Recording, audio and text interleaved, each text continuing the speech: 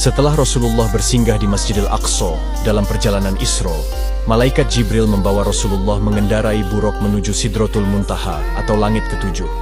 Perjalanan pun dimulai dari Masjidil Aqsa dan singgah di langit pertama. Ketika dibukakan pintu langit pertama, Rasulullah bertemu dengan Nabi Adam alaihissalam dan mengucapkan salam. Nabi Adam pun menjawab salam tersebut dan mengakui kenabian Nabi Muhammad sallallahu alaihi wasallam.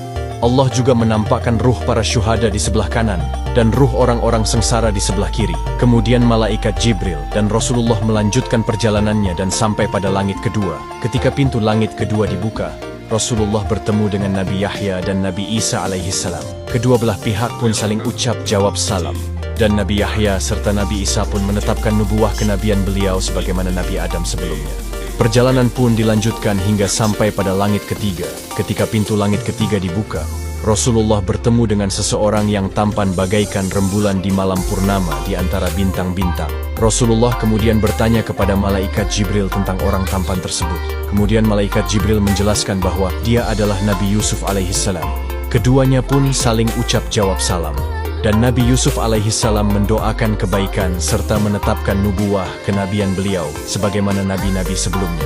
Kemudian malaikat Jibril dan Rasulullah melanjutkan perjalanannya hingga sampai ke langit keempat. Ketika pintu langit keempat dibuka, Rasulullah bertemu dengan Nabi Idris alaihissalam. Keduanya pun saling ucap jawab salam. Rasulullah dan Nabi Idris kemudian bercakap-cakap tentang kebesaran Allah dan keduanya pun saling mengagumi satu sama lain. Perjalanan pun dilanjutkan dan sampai di langit kelima. Ketika pintu langit kelima dibuka, Rasulullah bertemu dengan Nabi Harun alaihissalam. Keduanya pun saling ucap jawab salam. Dan Nabi Harun juga menetapkan nubuwah kenabian Rasulullah sallallahu alaihi wasallam. Perjalanan Mi'raj pun dilanjutkan dan sampai di langit keenam. Ketika pintu langit keenam dibuka, Rasulullah bertemu dengan Nabi Musa alaihissalam. Rasulullah melihat Nabi Musa sedang menangis, kemudian bertanya, "Wahai Musa, apa yang membuat engkau menangis?" Kemudian Nabi Musa menjawab, "Aku menangis karena ada orang yang lebih muda diutus setelahku, tetapi umatnya lebih banyak yang masuk surga daripada umatku." Hal itu bukan dikarenakan Nabi Musa iri dengan Nabi Muhammad, melainkan karena merasa menyesal mengapa umatnya dahulu banyak melanggar perintah Allah Subhanahu wa Ta'ala. Lalu kemudian perjalanan Mi'raj pun dilanjutkan menuju langit ketujuh.